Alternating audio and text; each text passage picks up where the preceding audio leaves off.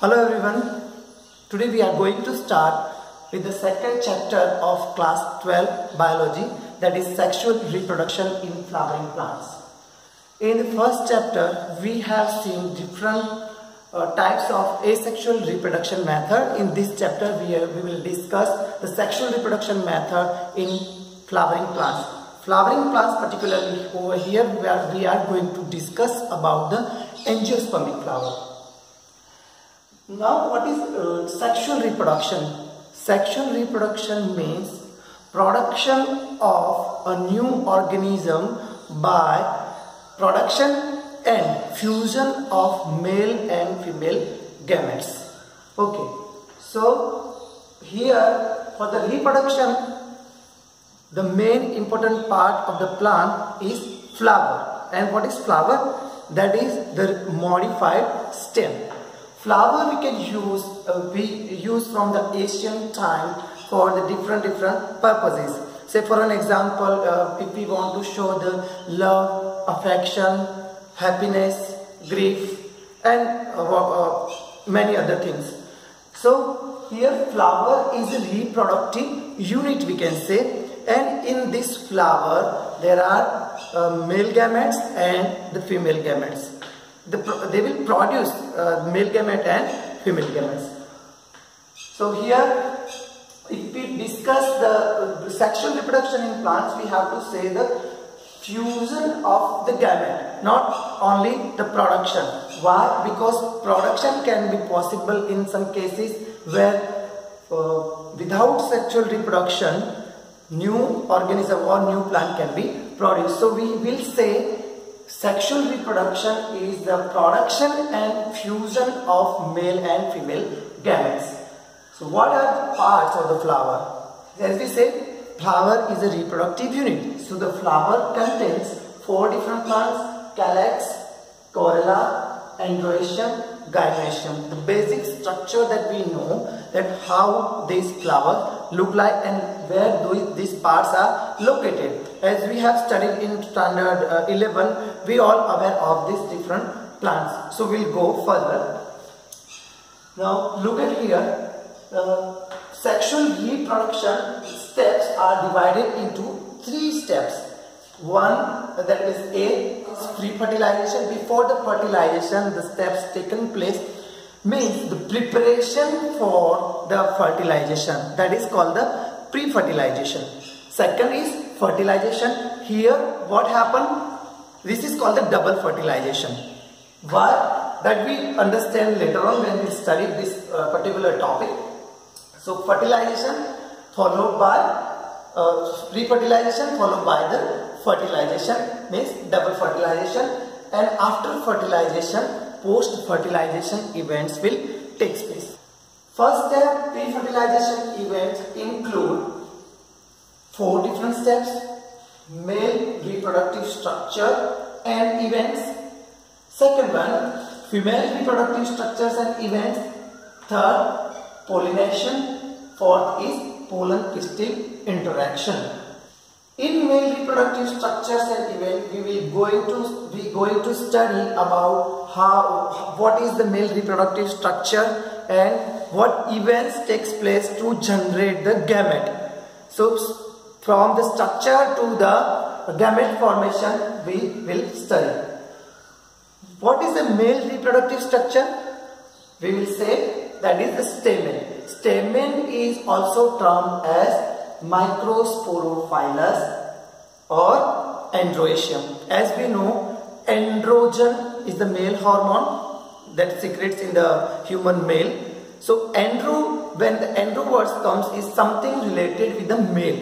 So the androecium, microsporophyllus and stamens are the synonyms. Microsporophyllus, microspore over here in plants, if we talk, microspore means the pollen grain, and phylus, the thing that contains or the thing which hold or carry the pollen or microspores is called microsporophyllus. Okay, now we will study about the structure of the stamen. Our stamen has got 2 parts. this is anther, you can say, and anther is attached with the filament. Okay, so look at here, this anther, when we show the anther, we have divided this anther part into two parts. Means this is, there are two lobes of anther. So, and each anther is a diathecus. Theca means the compartment. So this is the bilobe anther, and as I said, each lobe is divided into two thecas. So here further two thecas are there. So if I make a big anther over here, that will be divided, that is divided into, each lobe is divided into two thecas. So this theca, this stamen, it contains 4 different compartments, and each of the compartment there are some sacs. We can say the term as a colon sac as well. So here, if we draw the structure, if the colon structure is, anther structure is here, we can draw like this. It has got 4 different types of layers or 4 different types of wall around in the stem anther. So this one here, uppermost part is called the epiderm. Derm, something related with the skin. Skin, that means upper layer. Epi means upper type, and this is the layer. Upper layer is a single cell layer and is a very thin at the sac side. So here I show this white color portion, that is a very thin part. And what is the function of epidermis? It gives protection to the anther. And this is the endothecium. Endothecium is again a single layer which is made up of cellulose. Mostly it has got cellulose, but little pectin also contains in that layer. When this dehiscence process takes place, when this anther get mature, and this endothecium will get broken down. This layer will get broken, this upper epidermis layer will also get broken. Then it has got the middle layer. Middle layer, in some flower it is a single layer, whereas in some flower it is from 1 layer to 6 layers. So 1 to 6 different layers are there. It's called the middle layer. This 4th or innermost layer is called tapetum. What is the function of tapetum? It provides nutrients to sporogenous tissues. These are the sporogenous tissue. It is impregnated into the sac in a compact form, and this is get mature into the microspore mother cell. This microspore mother cell, when these tissues get developed into the microspore mother cell, this tapetum will get used up and will get disappear. Once this will get disappear, it will have some space in that, so all pollen grain will be in this sac. Then this layer will get degenerate and the pollen grain will come out. We have understood this structure and what are the different functions of different layers of the anther. Anther has got 4 layers, single layer cell. First one, epidermis. Epidermis is a single layer of a cell that involves in the protection of the anther. Second layer, that is endothecium. Endothecium is also a single cell layer at the periphery side, at the at this particular lobe side. So this helps into the dehiscence. Third layer is the middle layer. There are 1 to 6 different as per the different species of the flower. They either 1 or 1 to 6 different layers. These layers will get degenerate when the pollen grain will get matured. The anther, when anther get matured, they will get degenerate. Fourth one is a tapetum, which gives nutrition to the sporogenous tissues to make them microspore mother cell. This layer endothecium, that is mostly made up of cellulose, and there is some pectin and some lignin present in it. Now what is the microsporogenesis? There are some sporogenous tissues present inside this lobe. These sporogenous tissues are converted into microspore mother cell. Microspore mother cell has got single or called uninucleated cell. This microspore mother cell will be diploid in nature. This microspore mother cell now will be converted into spores, or we can say the microspores. So the process will follow both the reductional and equational division. Here I have shown the microspore mother cell which is present over here in one cell. This is diploid in nature. This microspore mother cell will follow meiosis. Till here, during the meiosis 1, we know that meiosis 1 will get the equational division, and meiosis 2 will have reductional division. This is the meiosis 1. In the meiosis 1, the 2n number will be the same. So, but they will generate 2 different cells and 2 nucleus.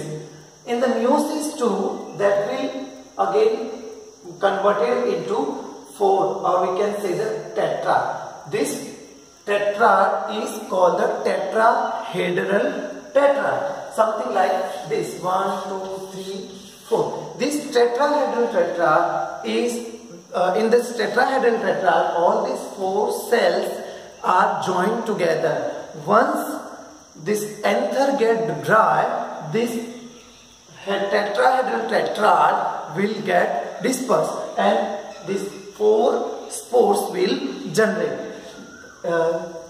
Hence, this one uninucleated microspore mother cell will produce 4 cells of microspores, means pollen grains.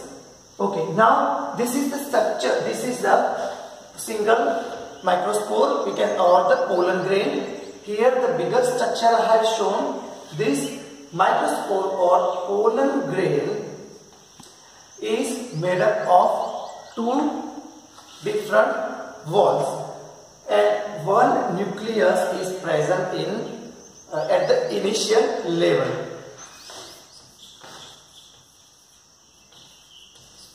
And this inner layer, this single cell layer over here is called intine.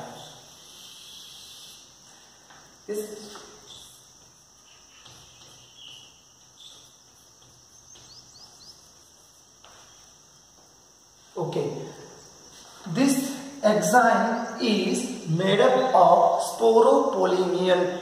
What is sporopollenin? Sporopollenin is a chemical which is very resistant towards the temperature and enzymes. The enzyme is not a continuous layer, and it forms some gap in the pollen grain. These gaps are called the germ pores, from where the germ tube will start. This is the nucleus of pollen grain. This nucleus will get further divide, and this inside cell will convert into form 2 parts. This is a vegetative cell,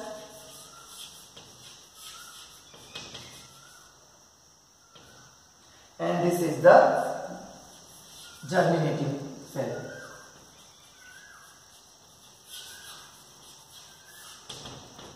Vegetative cell and germinative cell. Vegetative cell nucleus is called the vegetative nucleus, whereas this nucleus is called germinal nucleus. This vegetative cell will form the pollen tube, and the pollen tube will expand or will get out from this germ pore. Okay, now in some cases, in 60% of the angiosperm flowers, this nucleus will further divide into two more nucleus.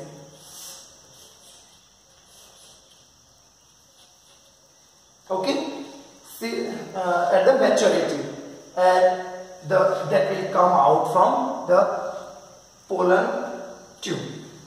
So if we say, draw again the structure over here.